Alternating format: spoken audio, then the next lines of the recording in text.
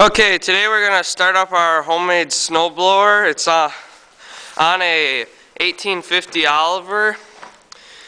So we'll see how well she starts up today. The tractor's had the charger on it for a day and the heater on it's been plugged in for about 30 minutes.